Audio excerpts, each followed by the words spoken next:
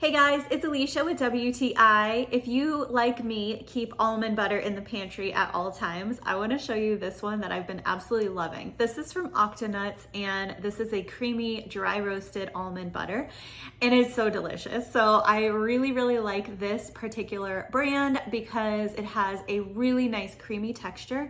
It's not grainy or gritty at all, and it just is delicious. You can really taste that roasted, nutty flavor of the almonds, spreads easily, and it just melts in your mouth. It's so good. So my favorite way to eat this is just straight out of the jar. I will often grab a spoonful of almond butter before or after a workout, but it is also delicious to spread on an apple or with a banana, and sometimes I'll throw it into a smoothie. So the options here are endless, but no matter how you eat it, it's super delicious.